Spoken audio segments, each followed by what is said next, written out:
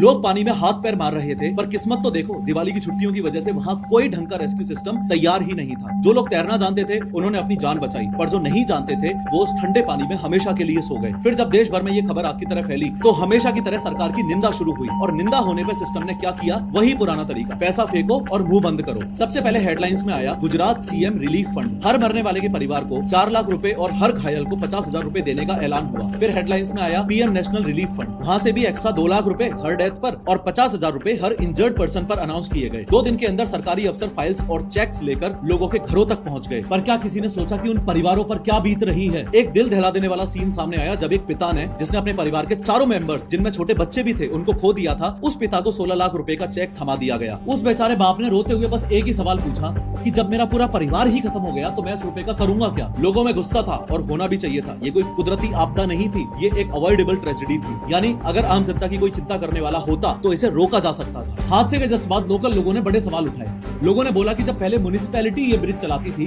तो वो लोग भीड़ को कंट्रोल करते थे, तो फिर ओरेवा ग्रुप, हाँ वही घड़ी बनाने वाली कंपनी, उस ओरेवा ग्रुप को ऐसी छूट कैसे दे दी गई कि वो जितनी मर्जी उतने लोग ब्रिज पर भेज सकें? क्या सेफ्टी लिमिट्स को सिर्फ कागजों पर ही रखा गया था? पब्लिक का गुस्सा सिर्फ एक ही बात पर था कि इंसानी जान की कीमत इतनी सस्ती कब से हो गई कि एक प्राइवेट कंपनी के प्रॉफिट के लिए तुम लोगों ने 141 से ज्यादा लोगों को मौत के मुंह में धकेल दिया।